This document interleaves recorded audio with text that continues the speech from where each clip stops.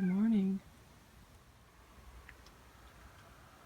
It's very early on a Sunday morning, and it's the only time that I could come out here and record and you guys actually be able to hear what I'm saying over the traffic. So this is my larch. When I planted him about 5 years ago, maybe 6 years ago, he was just a little bit taller than me, and now he is quite large. He was probably he was 6 feet when I planted him, and now he's about 20 feet. So it's been really cool watching him grow. I'll show you these guys too. Excuse the quack grass garden that we have. The dog yard is kind of neglected because the dog just kind of tears it up. But I made these little mushrooms a while ago, right after Emmy was born actually. I needed some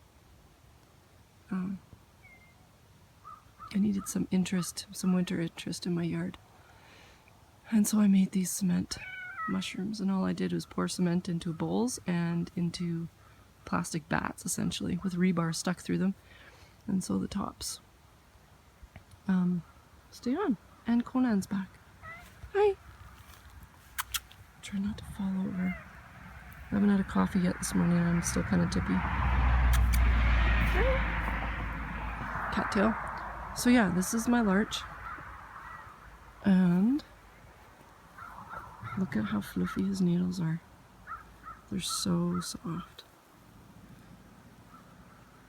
So Larch, the Larch genus, is the only type of tree that loses its needles in the winter and then grows them back every spring. And you see the tiny little cones. I put a picture of these up a couple episodes ago, and they were pink, bright pink, and now they're actually turning into cones. They've hardened up and they're doing their job. Can you tell I'm tired? Can't even talk and my throat's all scratchy still. But yeah, this is how pretty he is. Try not to run into the hedge. That's how big he is. He's gorgeous. I absolutely love him. This year, he's really a beautiful tree in the yard now. He's not just kind of a tree stuck in the middle out by himself. He's really starting to make sense in the yard now, so it makes me very happy. Jared's even commented on him a couple times at how glorious he is. So yeah, that's my larch. That is what a larch tree looks like. If you see a larch, touch them. Oh, the other thing about larches that will probably give away how you would know them is they turn bright orange in the fall. The needles turn bright orange and then all fall off. And there's lots of places all over Alberta. And in Banff, actually, there's a place called Larch Valley. Is it Larch Valley or Tamarack Valley? No, I think it's Larch Valley. Anyway, it's just huge stands of them, and they just all turn at the same time. And it looks like the side of the mountain's on fire. Well, in a good way, not a bad way. So yeah, they're just gorgeous. There's lots of places where you can drive through the forest and there's just larch everywhere. But I should be clear, those are actually tamaracks. Tamaracks are the native larch to Alberta. And larch, this one is actually a Siberian larch. And the cultivar is Oasis, I think. So this one actually comes from Russia. Well, that's where it's native. It's grown in Canada, but because wow, I have not had coffee yet, can you tell? Because the environments are so similar, then they're the same plants that grow in Siberia grow here. There's lots of plants that are like that we use as ornamentals. So I hope you like my larch, because I certainly do. I'll show you one more big shot of them and then I'll go get a coffee. I'll try not to trip over clay castles and bird feeders. Okay, let's go this way. This hedge is about 8 feet tall. It's very, very difficult for me to trim it every year. I almost need scaffolding to get up there now and do a proper job of the whole thing. That's the one side, and then it goes all the way around the other side to the driveway, and then the yard. I'm showing you all Jared's piles of wood too. I can't believe I'm doing this, but it's a view of my backyard too. Let's get into the sun so it focuses. There we go. There's a little tiny pine tree back there. I'll see if I can get some video of how many birds live in my hedge one day, but it's literally hundreds, and I sit in my living room window and just watch all the birds play. So it's a little bit more than I thought I was going to show you, but that's okay. So good morning, I'm going to get my coffee. Bye.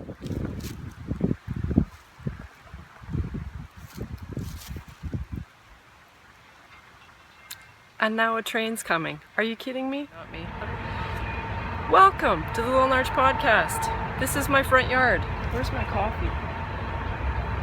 It's Sunday morning and I now have a coffee. I'm trying to do this as early as I can so that it wasn't so loud from traffic noise outside, but instead you have a train instead of traffic noise. We live, I can't remember if I said this already, we live a block away from the train tracks, so I don't hear the noise, but when recording a podcast, it's not the best that a train goes by super loud. Good morning, or afternoon, or whatever time it is. So, it's been a while because we went on our little movecation, and the movecation went extremely well. Really, train?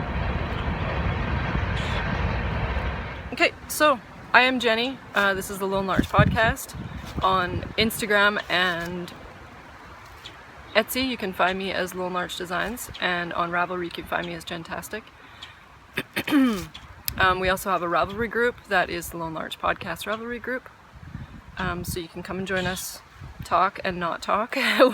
It's not very active, and I'm okay with that because it's a lot to keep up with everything, all the comments, so I'm okay with that. I may also introduce you to the grackles because there's about 1,000 grackles that live at our house now. If you don't know what that is, it's a tiny black, well, it's not tiny.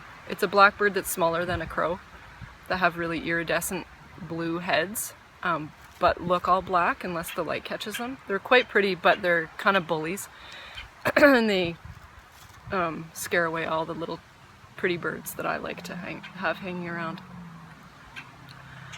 But yeah, let's move on. This is gonna be painful. I'll apologize in advance. I wanted to talk about some podcasts that I found in the last couple of weeks. There's been some pretty awesome ones that have come onto my radar. The first one is The Knitting Type by Sarah.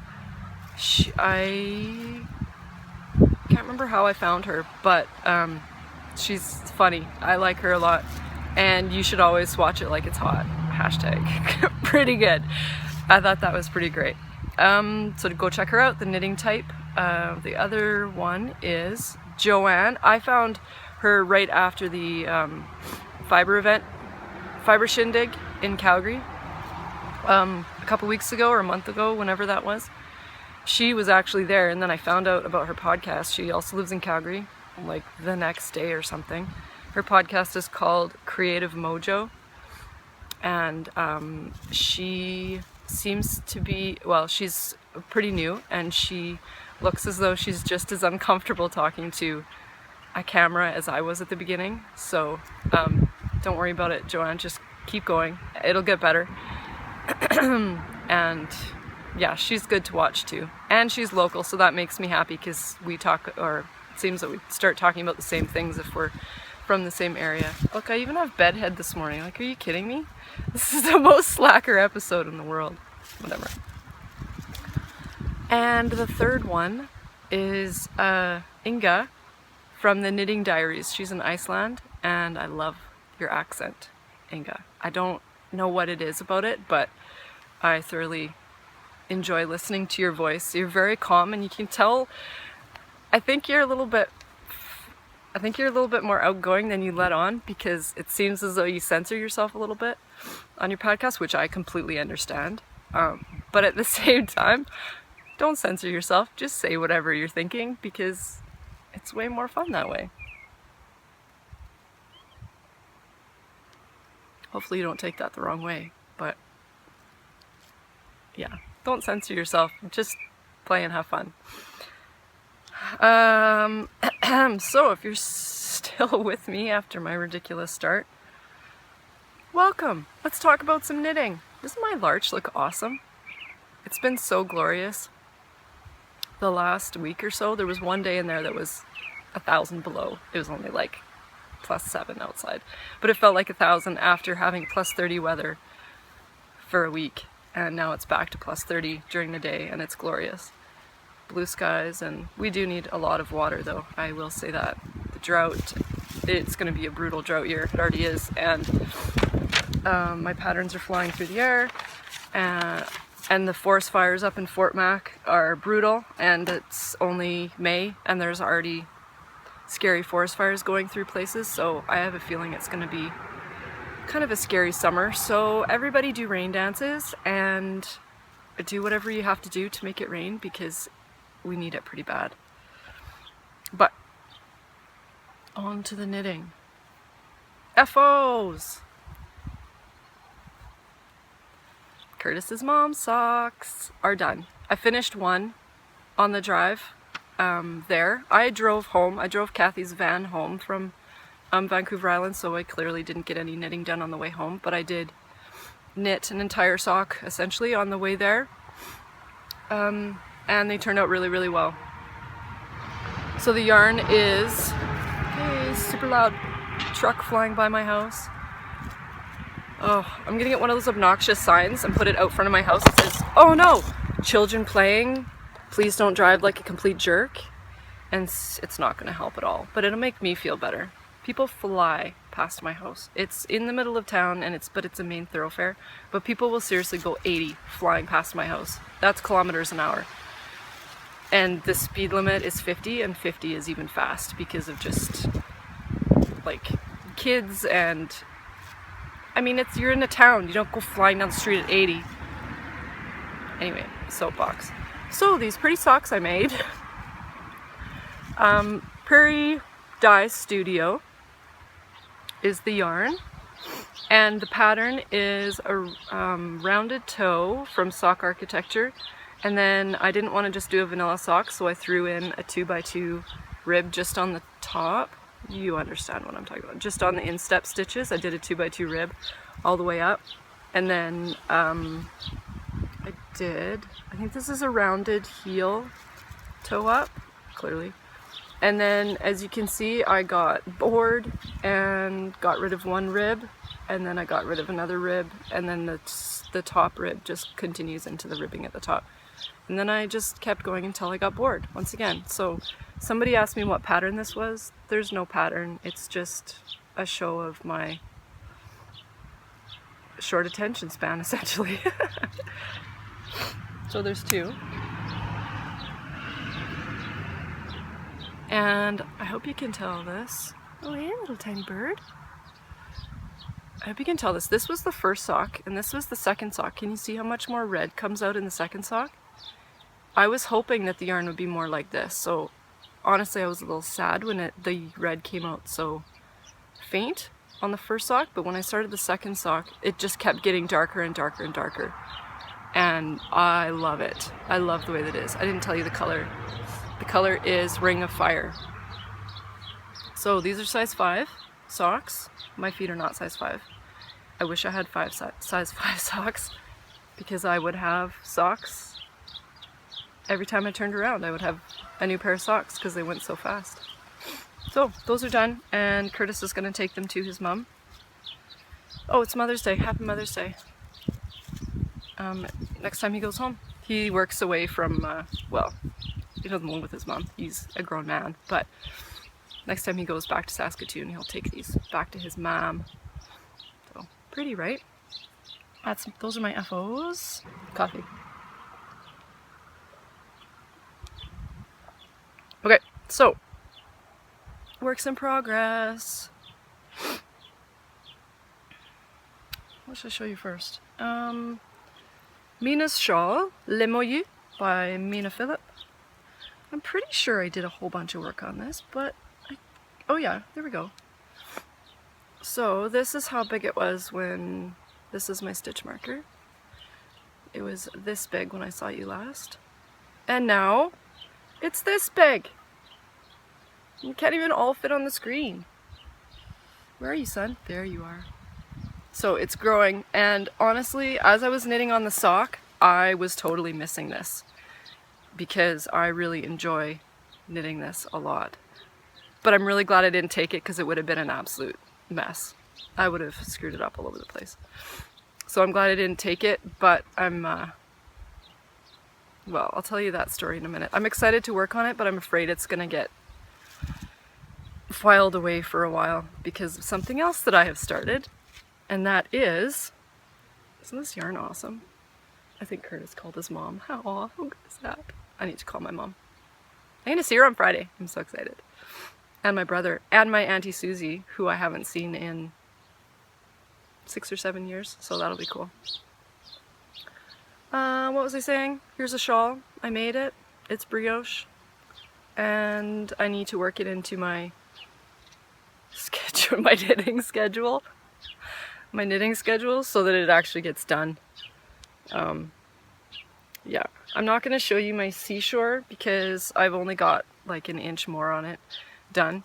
But I was thinking that I think I'm going to try and power through my seashore to put a button on the back of it so that it can be part of Natalie of Remembrance's Pottery button along. She's doing a button along in her Ravelry group, which is Remembrance's Knits. She, okay, what is it? It's a knit along. You knit some things and all you have to do is put a button on it and you can be entered into the knit along. So I'm thinking that that'll be a good push to get my sweater done. And I'm going to do that instead of just putting a button on Mina's shawl because I think that's a little bit more appropriate. But I'm not going to show you seashore. I'm just going to talk about it for 5 minutes because I haven't done anything on it. Okay, I'll show you because it's so pretty. I did bring it out, so I may as well. So that's where I'm going to put the button on the back. It's by Isabel Kramer, so it has a little keyhole back. That's where the button will go. And yeah, it hasn't grown much. It's just an inch. But that is what the striping looks like. Pretty! Is my nose running? My nose is totally running. My nose always runs in the morning. It's kind of allergy season. And it's annoying. But it's life. Real life podcasting. Mina's shawl I showed you. Walk in the woods I'll show you. So this is why I haven't been working on Mina's shawl, because I was tired of everything that I'm doing right now is fingering weight. And my hands were getting tired, and my brain were getting tired of fingering weight. So I decided to cast on. It was actually right after I finished Curtis's mom's socks. I decided to cast on the Walk in the Woods, which was a pattern that was gifted to me by a very lovely viewer. That is what the shawl is going to look like, and I'm doing it in, oh hi Kate, you just sent me a text. Ding! I can't, she's, so remember how I told you how I screwed up my heel? Kate's working on her first pair of socks. Awesome. 1 minute, Kate. Okay, so I cast on Walk in the Woods. I'm doing it at a DK weight. It's actually, high wind. It's actually written for worsted weight, but I'm a rebel. And I'm doing, now I'm scared to restart the heel. Oh no. She tore it back. Okay, so anyway, you don't need to know my texts from Kate. It'll make her laugh though that I said them. So this is my Walk in the Woods. Isn't this yarn awesome? Right now I'm doing clearly just the one color part, and then I will throw in the contrast color when I get there. But I'm almost to the point where I'm supposed to switch to the other color, or the mosaic part, the 2 colors. It says I'm supposed to almost be finished half my yarn, and I still have this much left. So I'm just going to keep going until I use this up, essentially. This is the yarn I'm using. It is some yarn. Haven Yarn and Goods on Etsy. Jess, is it? What's your name again? Never record a podcast on a Sunday morning. Okay, so it's Haven Yarn. She's Haven Yarn on everything, I think. And you know what? I was going to grab the colorways to make sure I was telling you the right thing, and I didn't do it because I'm a bad podcaster. Whatever. I'll write them in. Happy Mother's Day from Kate. Happy Mother's Day, Kate. These are my yarns. So this is clearly the color A, and this is my color B. And hopefully you can see that there are speckles of, maybe I should hold it on this side because that's where the camera is. Maybe. There's speckles of that same purple in it as well. Maybe if I stopped moving it, you'd be able to see it. I can see it, can you? There's one right there.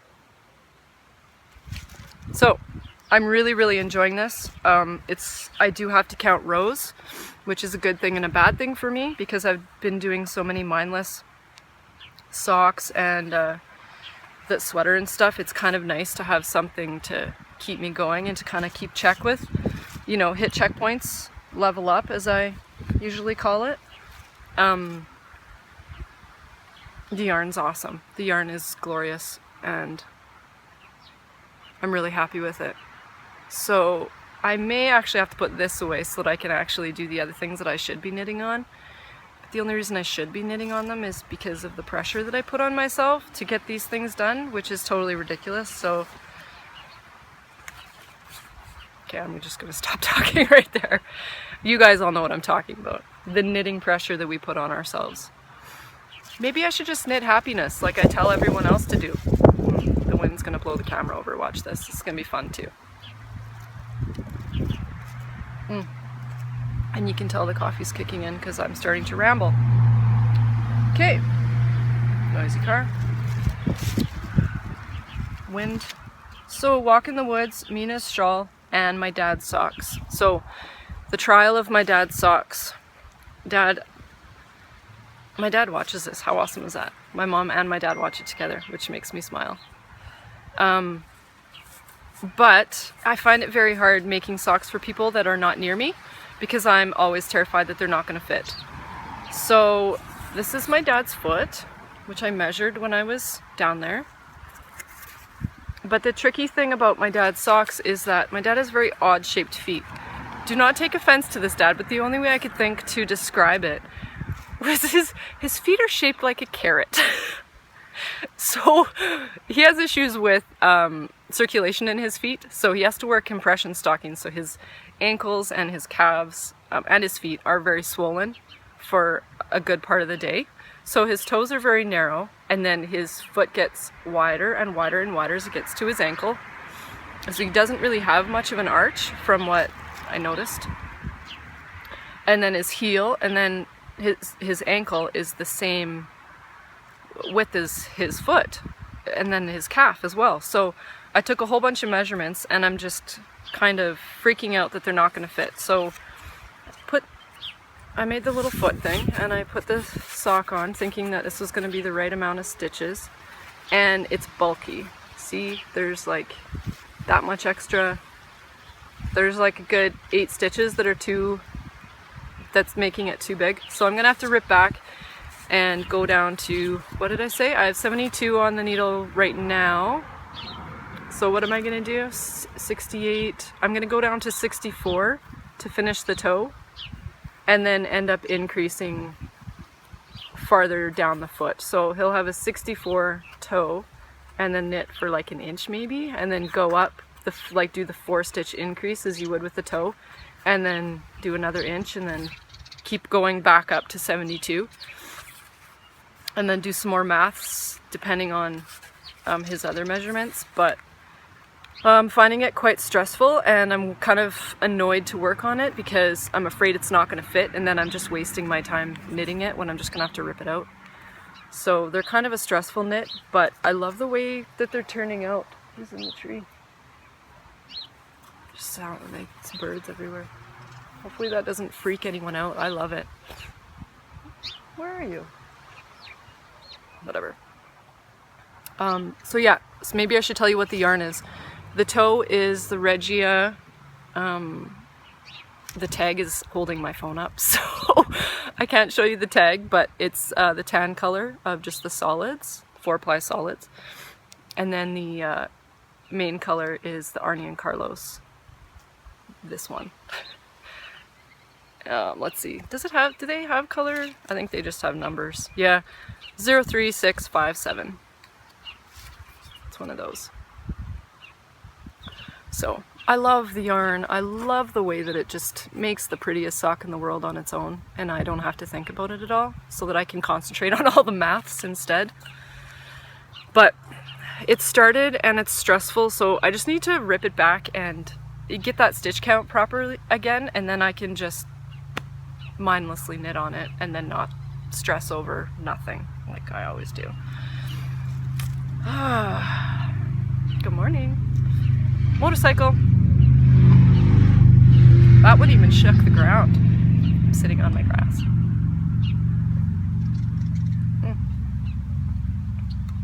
Not the best coffee. Whatever. Okay, so that's all that I'm working on. I'm quite enjoying everything I'm working on, but I feel like I'm cheating on all my other projects when I'm working on one of them. It's like, oh, I should be working on that. Oh, I should be working on that too. So I don't know what I'm gonna do. I think I just need to get over it and knit only happiness, right? Stupid pressures that we put on ourselves.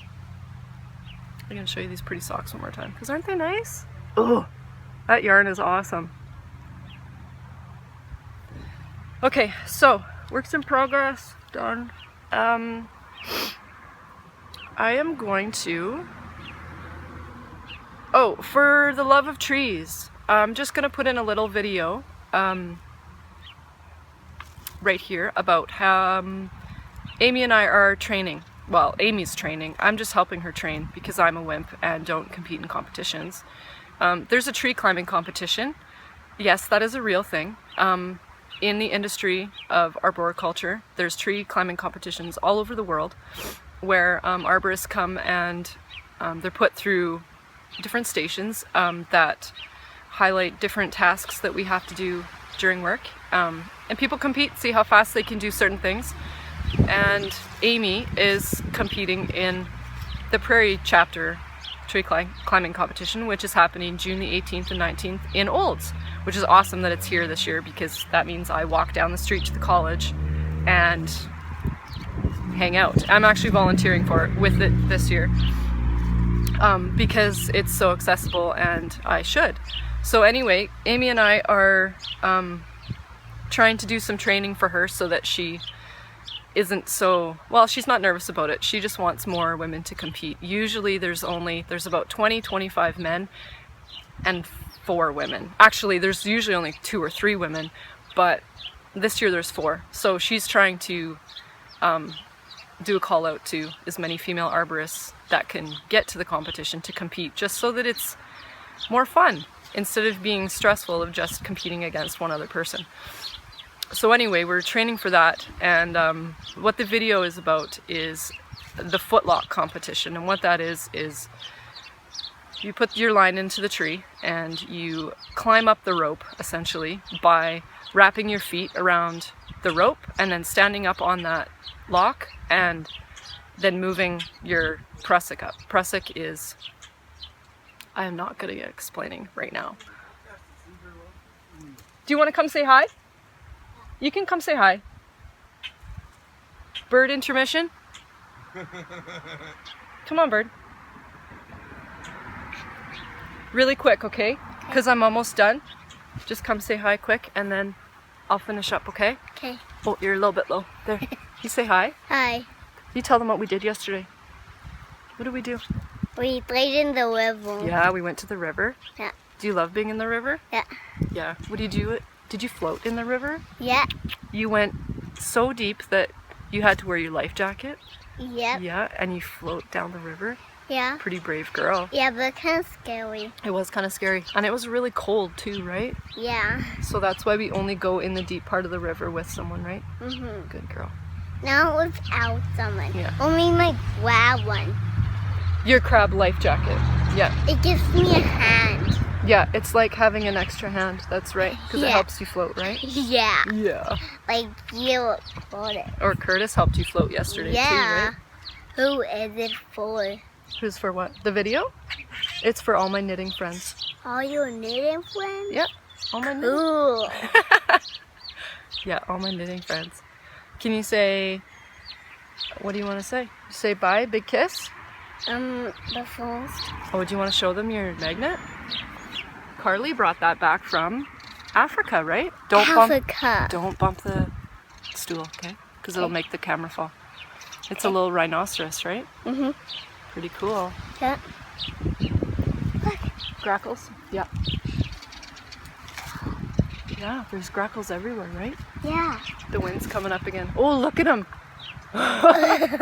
He made it up to the wire. Yeah. That was kind of cool. He was hovering for a while there. Yeah.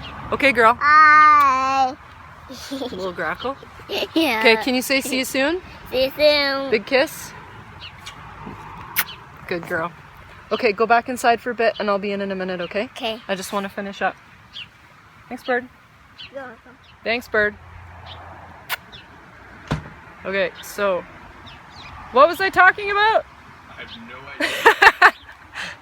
What was I talking about? Tree climbing competitions. Okay. Yeah, so foot locking. You have a pressic, which is a rope that is wrapped 4 times around your climbing line. And that is attached to your harness, and you lock your feet around your climbing line underneath you. You stand up on that, and then you move your pressic up. And then you move your feet up, lock again, and move the pressic up, and you'll see in the video how it sort of works because you're kind of far away and it goes really fast. But we'll do some more videos of all the different competition segments that we're practicing for.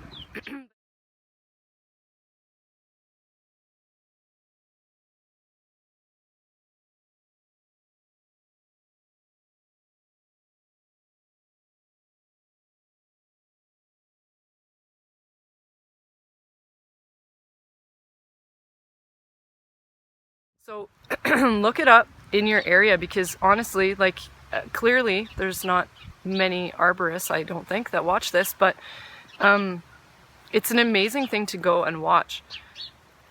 Some of the guys, and well, the ladies too, it is amazing to see how fast they can get up the tree and around the tree and how well that they can do their jobs. It's just a really cool way to spend a Saturday and watch everybody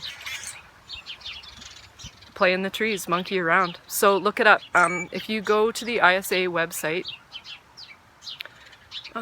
there should be a listing of all the different chapters in your area. You can put in where you live and it'll come up and you'll be able to find out when the tree climbing competition is. And it's usually in beautiful parks, wherever near your city, in your city.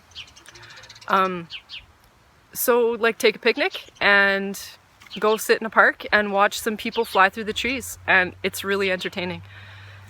So that's that. That's a little bit. I'm pretty excited for it. I'm only volunteering. I am not competing because I'm a stress case, and I, as I've discussed with a few people lately, Amy Beth and Marsha, we were discussing how completely socially inept we are, and this is a perfect example. I would turn into a complete wreck and not be able to do anything. So I'm not competing is where I'm going with that. But I will volunteer and I will help Amy to my full extent and give her all of the knowledge that I've gained in my years, my 100 years of being an arborist. Not at all, 7.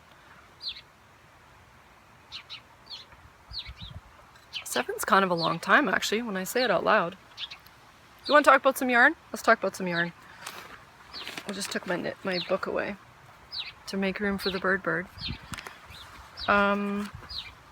Okay, first I'm going to do a quick thing about my bags. This last week I did a surprise update because I didn't know when I was going to get stuff done because my life is crazy. And I kind of liked doing that because there was way less pressure on me. I just did it when I was done. And there was no deadline. Maybe that's lame of me, but it worked really well. And so I think I might just do the surprise updates. As I get stuff done, I'm just going to put it in the shop and I will update people on Instagram and do it that way. Less stress in my life is awesome. But one thing I wanted to clarify, because once again I stress out over stupid things, but I wanted to make it clear which interfacing I use for which bags. I started using the batting interfacing and I really liked it, and I was using it for all of my bags. But I found that the sock size bags, it took away a lot of the fabric, and so it ended up, because it's so much, the batting is so much thicker, so it ended up making the finished size of the bag significantly smaller. So what I'm going to do instead is for my sock size bags, this is one of them, I'm going to use the thinner interfacing. So I don't know if you can tell, but it's the super thin interfacing, so it still has structure, it still stands up, but it's not like the knitting sleeping bag type stuff. It's not the super thick, almost padding. Sorry, there's just a beautiful bird that landed on the bird feeder. Ah, squirrel. So for my sock size bags, I'm only going to use the thin interfacing. I hope you can show you the other one so that you can see the difference. And then for my medium or anything larger than that, for the added structure, I'm going to use the batting. No, can you tell? I don't know. Can you tell the difference? I can sure tell the difference, but in real life I can tell, okay, maybe that's the way to do it. From the side, you can see it's almost like a quilt, like a batting. It looks like batting, the interfacing. So it's significantly squishier. And it gives it the better structure than the thinner interfacing does for the bigger bags. And then the sock weight is the way thinner. Yeah, you can totally tell the difference. I can. Hopefully you can too. So I wanted to clarify that if you buy a sock bag, it's going to be the thinner interfacing. If you buy the bigger bags, the medium or the large sweater, I usually only do the large sweater for custom orders, but if you get the bigger bag, then it's going to have the thicker batting interfacing. So it is obviously in the description of the listing, but I just wanted to make it clear because sometimes I don't read the listing details, so I wanted to be clear for that for you guys. Bedhead. You can actually see how sleepy I look too. Whatever. Real life podcasting. So that's all I'm going to talk about bags. It's going to be surprise updates, and thank you for everyone that has ordered from me. I cannot believe how well my shop is doing. I am honestly barely keeping up with everything, but in a good way. I like the little bit of pressure, but not too much. And with Kathy moving here, we've actually come to an agreement where she's going to take Emmy on Mondays. She's going to have a Grammy day, and so I have the whole day on Monday to just sew and do whatever Etsy shop stuff I need to do. So I'm excited to have a little bit more focused time to be able to get stuff done and not be such a scatterbrain. Pretty little birds. Scatterbrain. Oh god. This is interesting. So that's rad. I'm quite happy with, I mean, we've only done it for 1 week, but it's already completely changed the way that my week goes, which is great. So now that I've talked forever, Periscope, I'm going to show you some yarn that I got along the way. The first thing that I got was in Campbell River, which is where Kathy used to live on Vancouver Island. She picked this out, Kathy picked this out because she wanted something to remember Campbell River. And so I'm going to make her a cowl out of this because it is the colors of Campbell River. It really is. The big massive cedars, the ocean.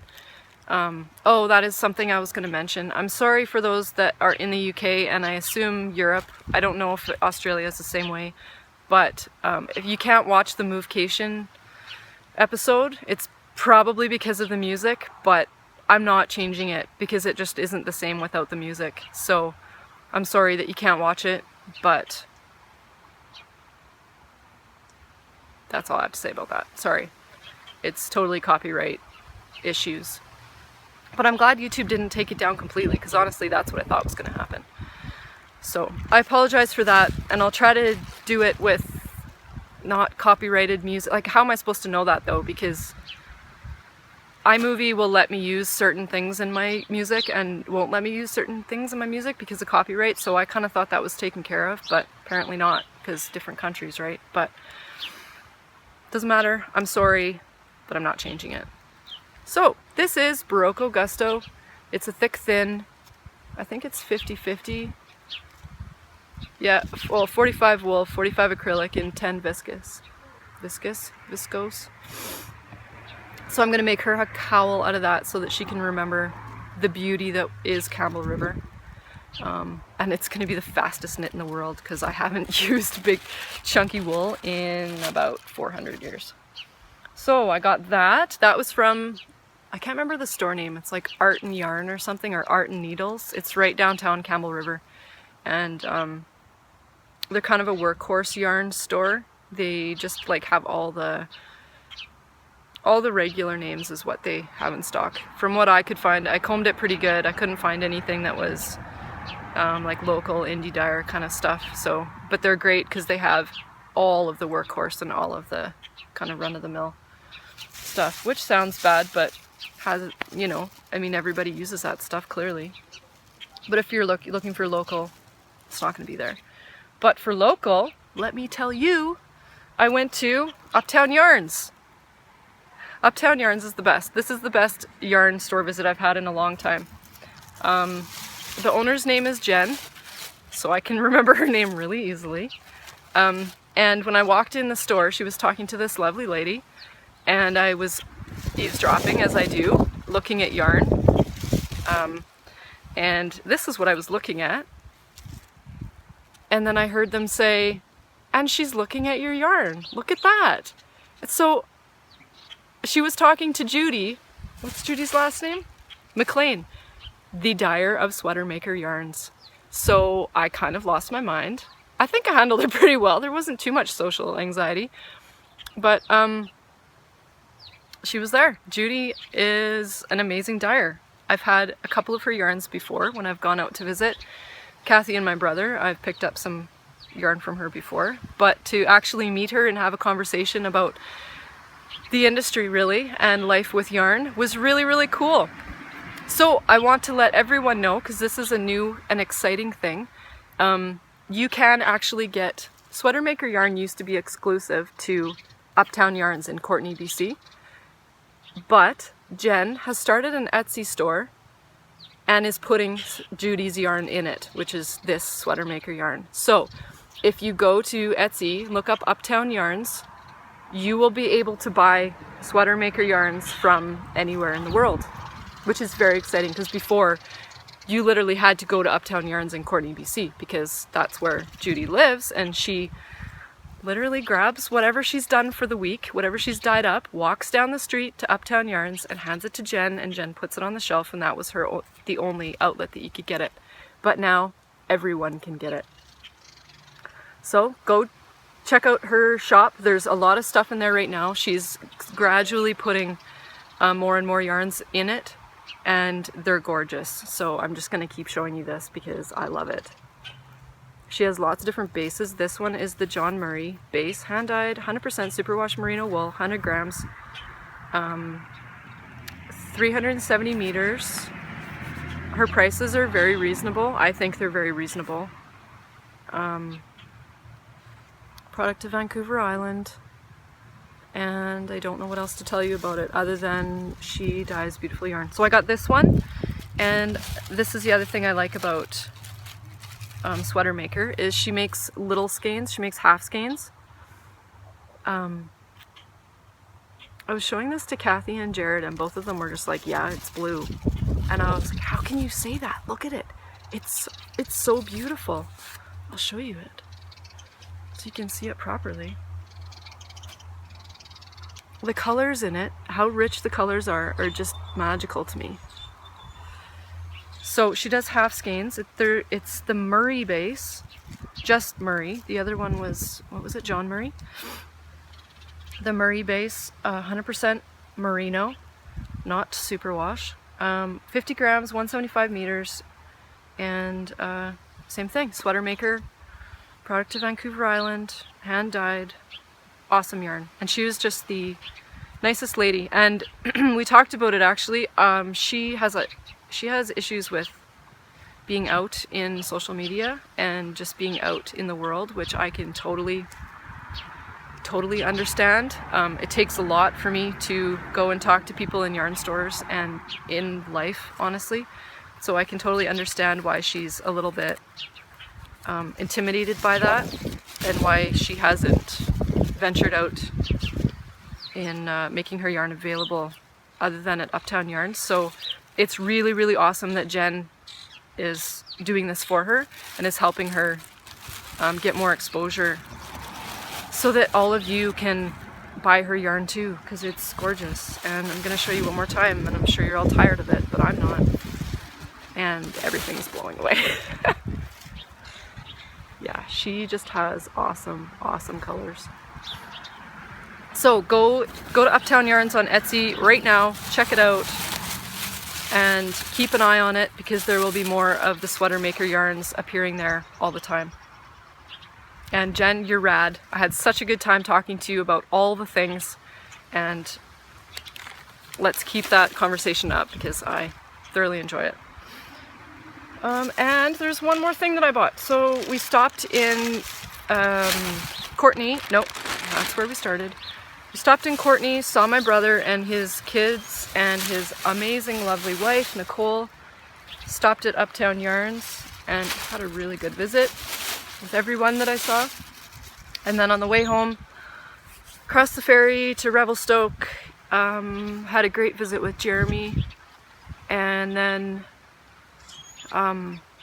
continued on. We stopped in Canmore because we needed a break. We're talking about like 10-hour drives. By the time we got to Canmore, we'd been already driving for 6 hours. No, that's a complete lie. Maybe 4 hours, just that one day. And then the previous day was like a 12-hour driving day with a ferry in the middle there, but still a big day. So we stopped in Canmore. I don't know why I'm justifying it. At the Yarn Co., which is a newish yarn shop there. It used to be Knit and Caboodle, but I think the lady that owned that retired, and it was closed down for a while, and then a new lady bought it and has opened it back up. And I was reading some reviews on Yelp or something, and there was a lot of weird reviews saying that like the lady was really unpleasant and it wasn't a great yarn experience. And I thought, that's really weird. Like, I don't think I've ever had a super negative, like, different yarn experiences in yarn stores, but not negative. So I had to go check it out. I had to see what this lady was all about. And I can see how people would take it that way, but in my mind, it was the perfect yarn shopping experience, because she left us alone. I wandered around the whole shop, and I looked at everything as I do. I scanned, looking for new whatever. And then I went back to what I was looking at the beginning, and I started looking through for a certain color. And that is when she stepped in and she said, you know, is there a color that specifically that you're looking for that you can't find? Super quiet, super low-key lady. And I said, yeah, this is it. And she said, okay, I'll go look in the back. But she wasn't in my face. She wasn't obnoxiously, okay, well, look at this, and throwing things at me, and look at this, and look at this. And she was just stayed back and observed, and then stepped in when she could tell that I needed help. So in my mind, it was the perfect yarn buying experience. So don't listen to the Yelp reviews. Go anyway to the Yarn & Co. In Canmore, because Canmore's awesome to begin with, and if you get to stop at a yarn store, then even better. So this is her card, Yarn Co. On the back of it, Yarn Co., that's the address. It's exactly where Knit and Caboodle used to be. Even the shop is exactly the way Knit and Caboodle used to be laid out. There's just a few different yarns, honestly. She carries a few different things, and it's just as lovely in there. So this is what I brought home. Frog in my throat. I was looking at this at River City Yarns when I went up to Edmonton. I think that was Easter. I was looking at this exact thing. And so because it was there, it was meant to be, and I brought it home. and I got 2 skeins of it because these are only half skeins, I think. 100% merino, fingering weight, 225 yards, 65 grams, so they're a little bit bigger. And this color is Lake of Bays. It's a little bit greener than, like it's coming out greener than it is in real life. A little bit more blue, but I love it. And the lady told me, the guy that dyes this, he's on his own now. He used to dye for, what the heck is it called? It starts with a K. Candace gave me some of that mini skein. I keep thinking kabuki. It's not kabuki. What the hell? Oh, it's almost there. It's almost there. Just scream it at me. I'll put it on the bottom of the screen. Koigu. There it is. He used to dye for Koigu. I think that's the name. And he no longer works at Koigu, and he makes his own yarn. So I can totally see it. The let's see if it's gonna focus for you. It's gonna focus only on my head. No, maybe if I use my finger.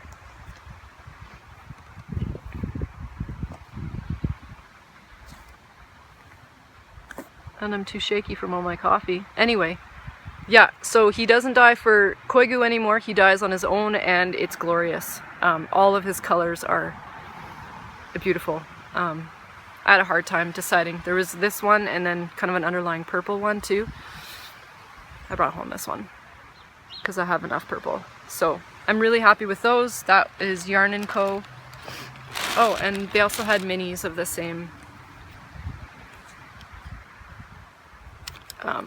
guy, just some minis of it. So I grabbed a mini for some tiny socks, and I haven't done any tiny socks because I've been too busy doing other fun things. So I brought that one home too. That one actually Kathy bought for me because she's great. And I wanted to show you my favorite soap because I love it. I've been using this stuff for years. It's Rocky Mountain Soap Company, which is a Canmore based company. But they have stores all over Canada, or maybe it's just Western Canada, I'm not sure. But they have an awesome online store, and they have all sorts of natural soap products that you should go and check out because I love them, and they smell so good. So every time I go to Canmore, I go and I grab a whole bunch to stock up. Lemon lime, and I got one more, probably the spearmint. Yeah, this is my favorite, spearmint. They smell so good, and they're all natural, super hippie, awesome soap. So go buy yours today. Okay, so I think I've talked enough about all the things. Yeah, I'm just making sure I did everything. Oh, I also wanted to say, I found a tiny, tiny little bit of Revelstoke fabric. If you didn't notice me showing you before, I have enough for 2 more bags. This one's already sold. I have enough for 2 more bags, and I am going to keep those and release them randomly into my shop. So if you wanted one of those Revelstoke bags and didn't get them, keep an eye on the shop and see how fast your computer skills are, and grab one if you can. Yeah. So I think I've talked for way too long. Coffee. And the road noise is getting a little bit worse. So I'm gonna say goodbye and see you next week, and go do some yard work. Plant some raspberries and some veggies, and go carry on with life, and maybe pay attention to my child a little bit instead of getting Curtis to do it for me because Jared's still sleeping. So enjoy, have a good day, happy Mother's Day, and see you soon. Big kiss. Mwah.